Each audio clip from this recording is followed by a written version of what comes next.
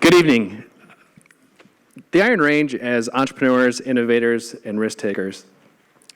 Now, I admit it, that's not how other people always perceive us. But I have to say, we have a resource of exceptional entrepreneurial talent in our region. And there's really a distinct set of these entrepreneurs that represent a very real and viable economic strategy for our future. Now, when most people think about small businesses and entrepreneurship, they tend to think of some of the traditional nature of that, which usually means vibrant downtowns, main streets full of the types of businesses that we all enjoy, these service businesses and retail businesses that really provide the amenities and really make up really the core and identity of who we are. And those businesses are extremely important. They're extremely important for reasons we heard earlier about social connection and about how they bring people together. But when you put in a lens of economic diversification, there's really a subset of entrepreneurs that really stand out above the rest.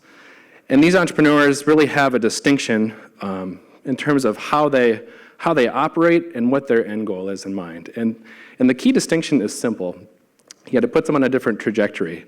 And that distinction is really that they have a purpose, a vision, and a goal of really achieving business revenues of beyond $1 million in sales.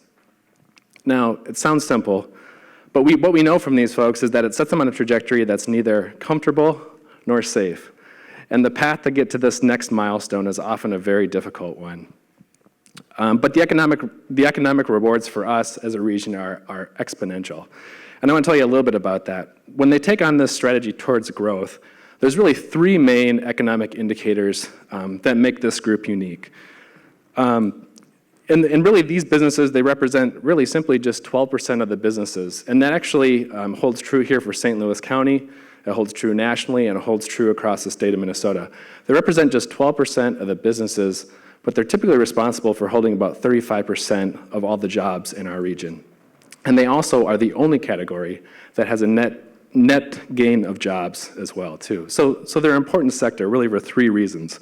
First of all, as I mentioned, job creation. They're the job generators. They tend to go to new industries. The second reason is that they tend to serve outside markets.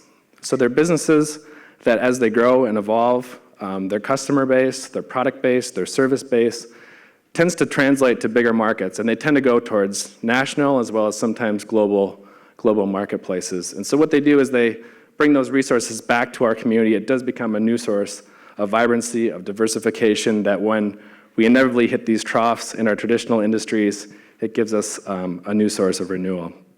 And the best part about this resource that gets me excited is that this resource of talent is already here. These businesses who achieve this path, technically it's called second stage businesses. They have revenues between $1 million and $50 million in sales. But the people who achieve this path are from here. They're born and raised here. Sometimes they stayed here. Sometimes they come back here. But they come here with this vision and this opportunity for growth, that when they achieve it, their success ultimately becomes the success of our community. And one of these entrepreneurs is here today with a great story. This is the story of Art Unlimited. They're based in Angora, Minnesota, just north of Virginia, outside of Cook. And Anna Anderson is the CEO who's taken on this path of entrepreneurial growth. And so this business very much reflects the types of businesses and what they will do for our region. They started off as employees of 3 employees. In just the past 3 years, they've really taken on this path towards growth. They now employ 15 people. They started off serving regional businesses here across our region, and now 90% of their sales and services are from outside of our region, all across the nation. And most recently, we're just rated one of the top 100 companies to work for in the state of Minnesota. So here to tell her story of growth is Anna Anderson with Art Unlimited. Thank you so much, Shawn. It's really a pleasure to be here and represent the entrepreneurial spirit. And I was privileged to grow up in an entrepreneurial family. As a family-based business, my dad would always bring to my sisters and my mother different ideas. And he said some key things, as well as my mother did, that have really resonated with me and my sisters as we have continued to develop the company. And he said, we cannot be lulled to sleep by the success of today, but rather we must continually look towards the future. and understand what the future is and develop our company so that we can always be at the forefront and bring new products and services to our customers so they can rely on us for the future. And so back in the late 80s, early 90s, the future was technology. And he said, "Girls, this is it." And it was this monster computer and, the blue screen and just the letters. And as a solo entrepreneur, he spent all of his time working in the business, delivering and deploying products and services to the customers. So that meant growing the company was late at night, early in the morning.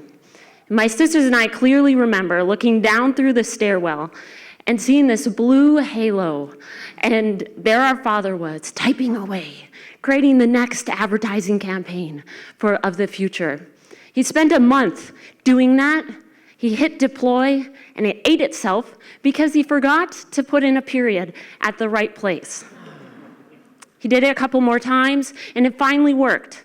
Something that today would take 15 minutes, but then it was groundbreaking. And it showed my sisters and I that regardless of how many times you fall, you must pick yourself up and rise up, dust yourself off, and move forward. I also have an incredible mother, and she is so supportive. And she said, "Girls, whatever you do, you can excel at, and if you're the best of the best, people will come to you." And it was not in a pressure way, but rather, "I love you, and I believe in you." And she said, "Let me tell you a story of two guys who said, 'Hey, we can do something incredible.' They started a little medical facility, and they went after being the best of the best. Today, we all know that place. In the middle of a field is now a metropolis, Rochester, the Mayo Clinic." Those two stories have truly resonated with me and my sisters as we have pursued a goal of growing our family-based business. And in the early 2000s, we joined the company, came back, we did our own entrepreneurial pursuits, and we said, "You know what? This is really who we are. We need to grow this, not only for our family, but for the community." And so we started growing. It was very exciting. We got some really awesome accounts, one of the top 100 contractors in the nation. We were doing some little projects for President George W. Bush and Sarah Palin and huge international individuals. And to us, it was the world. To them, it was just little projects. But it consumed our very being.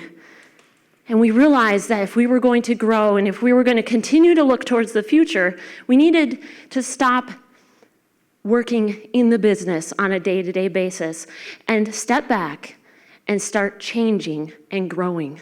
And so that's when we reached out to the Entrepreneur Fund and we said, how can we stop this cycle and look at growth-minded activities?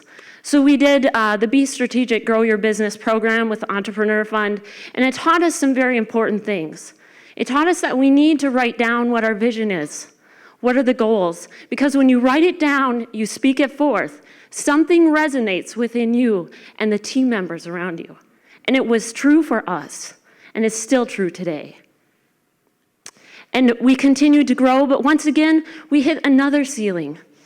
It's where we went from 3 team members to now 15. That growth has taught us one thing, that as an entrepreneur, our role continually changes. It evolves, it flexes. And if you are going to be successful, you must do the same. You must not say, this is my box, and I will be great at it. No, your box has doors, it has windows, and how you walk through it and how you shine your light defines who you are. So to me, being an entrepreneur is really an exciting time as we continue to look towards the future and share that vision not only with you, with the world, with our customers. It's truly a privilege to represent the Iron Range. So you can hear how the path of growth takes on a different path. And there's some themes that you hear from Anna's story that play out with these entrepreneurs who go on this path. Many folks who take this, it seems to be more of a vocation than a job or a lifestyle. And when they hit these, they have to go through these transitions as CEO, as she mentioned, from being producer to manager, manager to leader, transferring all those skills into the skills of the business. And that quick transition and that quick part of time is a very challenging task to do while doing all the other things of a business, like making payroll, getting new accounts, and making things happen. But when we can help entrepreneurs who want to take this path achieve it, the benefits for our communities are exponential. And the Entrepreneur Fund was really founded around this very core belief that the future of our regional economy is one that's going to be created and sustained by entrepreneurs. And we think that's still part of the picture here today. When you see businesses like Art Unlimited, and there's more like them across our region, we find people who are here, they're striving, they're achieving. When they can achieve this level of success, they do create new jobs here, they do create vitality, they create new connections with a different industry and a different type of employee. And those businesses are critical here. So if there's one thing I can really leave here with today, I think it's this investment in this long-term but very real and viable strategy of supporting entrepreneurs on this path towards growth, helping them make these changes, helping them achieve success, and recognizing their place here in our economy. Many are going to fail, many will win, but it's recognizing them for taking the risk and the rewards for our community. And if I may leave my fellow entrepreneurs with one thing, it's regardless of the challenges you face, just like my father's story, dust yourself off, rise up, and say, I can do this. It's possible. Reach out, because we have the opportunity to change the network we live within. We can not only change the Iron Range, but we can change the communities beyond. So rise up, change one life at a time, and the world is possible. Thank you. Thank you.